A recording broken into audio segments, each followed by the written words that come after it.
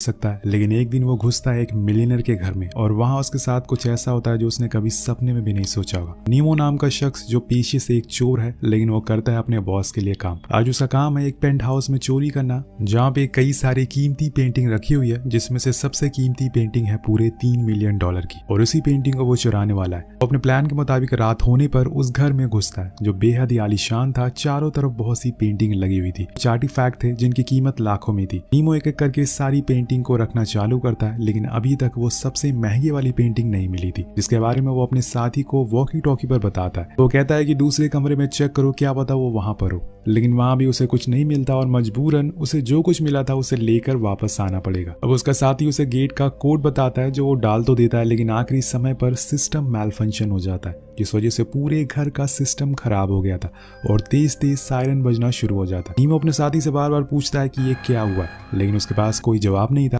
और आखिर में वो कह ही देता है कि मैं अब कुछ नहीं कर सकता हूँ, अब हमारे हाथ में कुछ नहीं है, तुम्हें खुद वहां से बाहर निकलना पड़ेगा। अब नीमो को जेल नहीं जाना था, उसका एक परिवार भी है, लेकिन ये उसे चोरी करने से पहले सोचना चाहिए था। उसे समझ नहीं आ रहा था कि वो क्या करे। अब यहाँ उसे वो सायरन की आवाजें बहुत तंग कर रही होती है, इसलिए वो पहले तो उसे तोड़ता है और वापस से गेट के पास जाकर उसे चाकू से तोड़ने की कोशिश करता है, लेकिन ये गेट टूटने का नाम ही नहीं ले रहा था। शायद अंबुजा सीमेंट से बना हो, और इसी चक्कर में साइड में लगे हाउस कंट्रोल डिवाइस में कुछ दिक्कत आ जाती है, जिस वजह से पूरे घर का टेम्परेचर बढ़ने लगता है और अब ठंडी हवा की जगह गर्म हवा आना शुरू हो गई थी। धीरे धीरे गर्मी बढ़ती जा रही थी। इन सबसे परेशान होकर नीमो चुपचाप एक जगह बैठ जाता है, क्योंकि अगर अब उसने कुछ और किया तो न जानिए घर में क्या क्या होने लगेगा। कुछ देर बाद उसका गला सूखने लगता है, तो वो पानी की तलाश में किचन की टैप ओपन करता है, लेकिन वहाँ पानी नहीं आ रहा था।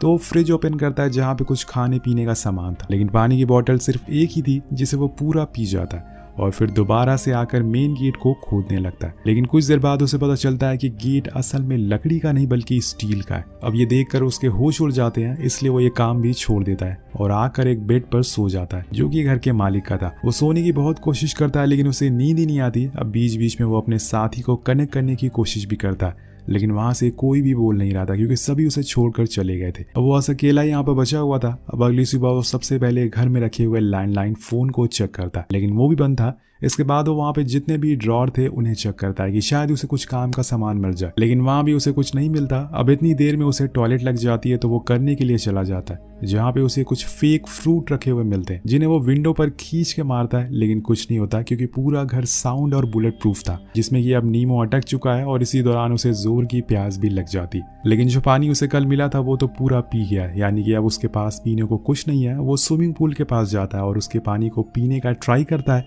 लेकिन अगर वो पानी पीने लायक होता तो स्विमिंग पूल में क्यों होता। नीमो फौरन उसे मुंह से निकाल देता है, क्योंकि वो बहुत ही कड़वा था। और अब यहाँ उसे पता चलता है कि उसके शरीर से बड़ी गंदी बदबू आ रही है, तो वो उसे पानी से खुद को साफ करता है और इसके बाद वो एक्वेरियम के पानी को पीने का ट्राई करता है, लेकिन वो भी बेकार था। देन वो टैप को ऑन करता है, वो भी कुछ नहीं था। यहाँ नीमो को अब गुस्सा आने लगा था और वो इरिटेट होने लगा था, लेकिन आखिर में उसके दिमाग में फ्रिज आती है, जिसमें से वो जमे हुए बर्फ को बाहर निकालता और उसे चूसने लगता है, जिससे उसे थोड़ी तो राहत मिलती है, लेकिन पूरी प्यास नहीं बुझती। कुछ देर बाद वो सारे बर्फ पिघल जाएंगे और तब नीमो क्या करेगा। अब वो घर के सारे फर्नीचर टेबल को लाकर एक जगह पर इकट्ठा कर देता है, क्योंकि उसके दिमाग में एक आइडिया आया था, क्यों ना वो घर की छत पर जाए और वहां से किसी मदद के लिए पुकारे। लेकिन वहां तक पहुंचना इतना आसान नहीं था, क्योंकि छत बहुत ही ऊंची थी और इतना सब ट्राई करने के बाद वो एक बार फिर जाकर उसी हाउस कंट्रोल सिस्टम को चेक करता है। क्या पता शायद घर का टेम्परेचर चेंज हो जाए, लेकिन कोई फायदा नहीं था।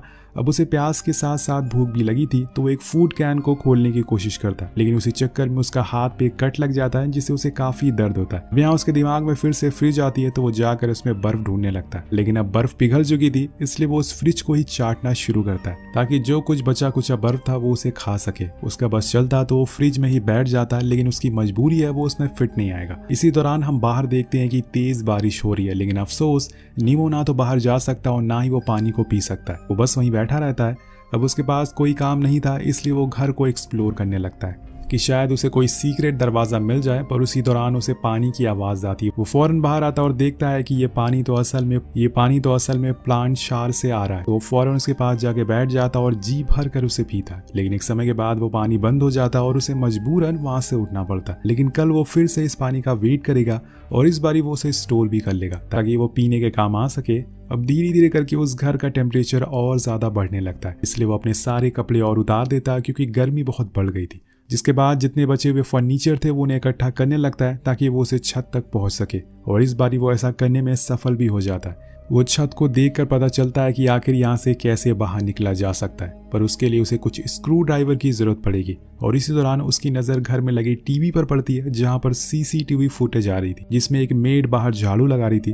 तो नीमो फौरन कपड़े पहनकर गेट के पास पहुंच जाता और उसे आवाज लगाने लगता है, लेकिन अफसोस उसकी आवाज कोई सुन नहीं पाता क्योंकि उसने हेडफोन लगा रखे थे। वैसे भी वो घर पूरा साउंड प्रूफ है, जो नीमो जितना भी चिल्ला ले उसकी आवाज बाहर नहीं जाने वाली थी, इसलिए वो वापस आकर हताश होकर बैठ जाता है। लेकिन तभी वो कुछ ठंडी हवाएं महसूस करता है जो कि एयर वेंटिलेशन से आ रही थी। दरअसल यहाँ वो देखता है कि हाउस कंट्रोल डिवाइस में अपने आप ही टेम्परेचर चेंज हो गया है, इसलिए अब वो पूरे घर को धीरे धीरे ठंडा होना चालू हो गया था। यहाँ नीमो जी भर के सबसे पहले तो ठंडी हवाओं को महसूस करता है और फिर आराम से उस पूल में नहाता है। इतना टाइम बिताने के बाद उसे अब धीरे धीरे यहाँ पर अच्छा लगने लगा था। उसे शायद ये पता चल गया था कि वो यहाँ से बाहर नहीं निकल सकता है, पर वो फिर भी कोशिश करना नहीं छोड़ता, ऐसा उसका कहना था। वो अगले दिन उन प्लांट शार से इकट्ठा किए हुए पानी को पीता है और ब्रेकफास्ट करता है और थोड़ा सा डांस भी करता है, जिसके बाद वो उस मिलियनर के अलमीरा से उसके कपड़े पहन लेता है। और अगले सीन में हम देखते हैं कि वो ग्लास के जार को तोड़ देता है और उसके 2 बड़े बड़े टुकड़ों को एक कपड़े में बांधकर खुद के लिए एक चश्मा बनाता है, जिसे पहनकर वो एक बार फिर छत के करीब जाता है और उसे तोड़ने लगता है ताकि उसकी आंखों में कुछ चला ना जाए। वो बड़ी ही देर तक उस छत पे लगे एक ग्लास को तोड़ने की कोशिश करता है, लेकिन कोई फर्क नहीं पड़ता।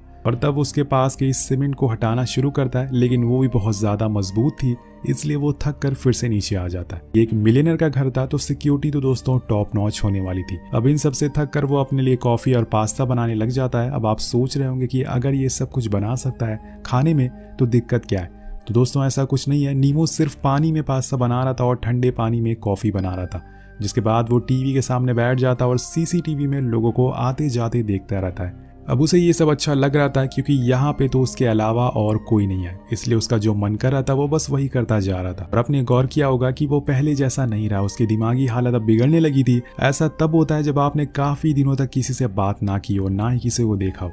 और यहाँ नीमो भी कुछ ऐसा ही हो चुका था। धीरे धीरे अब टेम्परेचर और कम होने लगता और कुछ देर पहले जहाँ वो 10 था अब 8 पर पहुंच चुका था। यानी कि कुछ देर बाद यहाँ पर बर्फ गिरने जैसा माहौल होने वाला है, जो नीमो के लिए मुसीबत बनने वाली है। वो एक बार फिर से ऊपर चढ़ता और छत को तोड़ने में लग जाता है। इस बार वो ग्लास को नहीं बल्कि उसके आसपास की सीमेंट को तोड़ता है, जो कुछ ही देर में काफी टूट भी जाती है। लेकिन अब ठंड बढ़ने की वजह से वो उस डिवाइस के पास जाता है और उसे ठीक करने का भी कोशिश करता है, लेकिन उसे कुछ समझ ही नहीं आ रहा था कि असल में ये काम कैसे करता है। इसके बाद वो फिर से ऊपर चढ़ता और इस बार उसने उस विंडो के आसपास की सीमेंट को तोड़ दिया था। लेकिन नीमो देखता है कि उसके नीचे एक लोहे की परत लगी हुई है जो कि स्क्रू से टाइट की गई है, जिसे तोड़ पाना असंभव है। इसलिए वो उदास होकर फिर से नीचे आ जाता और चुपचाप बैठ जाता है। तभी उसकी नज़र बाहर बैठी एक कबूतर पर पड़ती है, जो उसकी तरह मजबूर थी क्योंकि उसके पंखों पर चोट लगी थी और वो उड़ नहीं पा रही थी।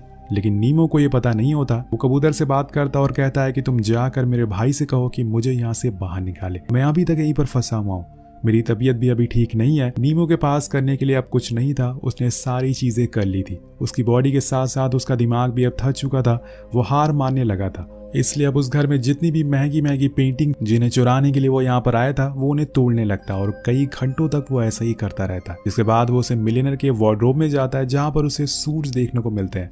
लेकिन तभी उसे अलमीरा के पीछे कुछ सीक्रेट डोर दिखता है। वो सारे कपड़े हटाकर देखता है तो वहां पर एक रास्ता था, या फिर ये कहें कि एक सीक्रेट दरवाजा था। अब वो धीरे धीरे अंदर जाना शुरू करता और फिर उसे कुछ ऐसा दिख जिससे कि उसके होश उड़ जाते हैं।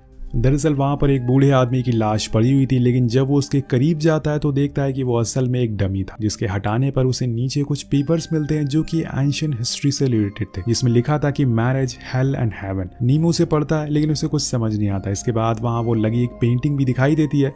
ये वही पेंटिंग थी जिसे लेने के लिए वो यहाँ पर आया था, यानी कि वो $3 मिलियन वाली पेंटिंग। और यहाँ उसे ओनर की पेंटिंग भी मिली और वो डमी भी उसी ओनर का था जिसका ये घर था। नीमो को भी यही लगता है कि शायद अब वो यही मारा जाएगा। दूसरी ओर हम उसी कबूतर को देखते हैं जो कि अब मर चुकी थी। यहाँ नीमो का भी कुछ ऐसा ही हाल होने वाला था क्योंकि टेम्परेचर बहुत ज्यादा गिर चुका था। तभी उसे सीसीटीवी में दिखता है कि वो मेड अब उसके गेट के बाहर ही बैठी हुई है, तो वो फौरन भागते हुए गेट के पास जाता और उसे पीटने लगता है, लेकिन हल्की सी भी आवाज बाहर नहीं जाती और वो बहुत ही इरिटेट हो जाता है और चिल्लाने लगता है और वहीं सो जाता है। अगले दिन वो फिर से उस विंडो के पास जाता और अब उसे आइडिया आता है कि स्क्रू ड्राइवर कैसे बनाया जाए जिससे वो स्क्रू को खोल सके। तो वो एक लकड़ी से स्क्रू खोलने का टूल बनाता है और उसे खोलने की कोशिश करता है, लेकिन वो नाकामयाब रहता है। पर दोस्तों उसके अंदर अभी हिम्मत और उम्मीद बाकी थी। वो दोबारा से कोशिश करता और इस बारी वो स्क्रू को खोल लेता है, लेकिन अब उसके अंदर इतनी ताकत नहीं बची थी कि वो बाकी स्क्रू को खोल सके, इसलिए वो नीचे आ जाता है। और यहाँ हम एक और चीज नोटिस करते हैं कि नीमो अब पहले जैसा नहीं रहा। वो अब खुद से ही बात करता है, क्योंकि उसके पास अब ना तो खाने को कुछ है और ना ही पीने को। वो वहां लगे हुए पेड़ों को भी हिलाता है ताकि कुछ उसमें निकल आए, लेकिन कुछ नहीं आता और आखिर में उसे कुत्ते का खाना ही खाना पड़ता है, जो उसके लिए बेहद ही बुरा था। लेकिन भूख कुछ भी करा सकती है, और एक तो इतनी ऊपर से ठंड, ऊपर से भूख और प्यास। वो पूरी तरह से फ्रस्ट्रेट हो चुका था, लेकिन इतनी मुश्किलों के बावजूद उसे बस एक ही ख्याल आ रहा था कि कैसे वो बाहर निकले। इसलिए वो बाकी स्क्रू को खोलने लगता है, लेकिन इसी बीच उसका पैर फिसल जाता है और वो सीधा नीचे गिरता है। यहाँ उसके पैर की हड्डी टूट चुकी थी, जो उसके लिए एक और मुसीबत बन गई थी। लेकिन तभी उसे वहां एक पेंटिंग दिखाई देती है जिसमें एक आदमी टेप से बंधा हुआ था। वो उस पेंटिंग को गिरा देता और कहता है कि तुम्हारी दिक्कत मैं समझ सकता हूँ, जाओ, मैंने तुम्हें आज़ाद कर दिया। अब इसी तरह से कुछ और दिन बीत जाते हैं अब, और न्यू ईयर भी आ जाता है। बाहर धूमधाम से पार्टी चल रही थी, सभी लोग एंजॉय कर रहे थे। ये सब ऊपर से नीमो देख रहा था, लेकिन वो यहाँ पर कैद है। तभी उसे कुछ विजन आने लगते हैं, जैसे कि वो मेड उसके पास आ गई है और उसने नीमो को आज़ाद कर दिया। उसी पल उसकी नज़र ऊपर लगे फायर अलार्म पर पड़ती है, जिससे कि उसे एक और आइडिया आता है। अगर वो इस फायर अलार्म को ऑन कर दे तो वो पानी पी सकता है। वो कुछ पेपर्स को इकट्ठा करता है और अगले दिन जब विंडो से सनलाइट अंदर आती है तो उसकी मदद से वो आग जला देता है और फिर उस पेपर को ले जाकर उस फायर अलार्म के पास रख देता है, जिससे अलार्म बजने लगता है और पूरे घर का शार सिस्टम ऑन हो जाता है। चारों तरफ सायरन बजने लगता है, पानी गिरने लग जाता है। लेकिन यहाँ भी वही होता है जो हर बार होता है। पूरे घर में पानी भर गया था, लेकिन अब बाहर किसी को कानों कान खबर तक नहीं थी अंदर क्या हो रहा है।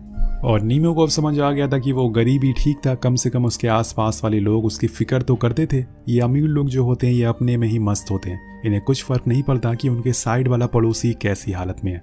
अगर ऐसा होता तो आज वो बच जाता। सीन शिफ्ट होता है और हम 1.5 महीने बाद का समय देखते हैं, जहाँ पे नीमो अब बहुत ही कमजोर हो चुका है। बाहर बर्फ गिर रही है, मतलब ठंड का मौसम आ चुका है। लेकिन अब नीमो ने सारे स्क्रू को खोल लिया। अब वो बाहर जाने वाला है, लेकिन उससे पहले वो घर की दीवारों पर कुछ बातें लिखता है, जिसमें वो इस घर के मालिक से कहता है कि मैंने आपके पूरे घर को बर्बाद कर दिया, जिसके लिए मैं आपसे माफ़ी मांगता हूँ, लेकिन मैं आपसे कुछ कहना चाहता हूँ।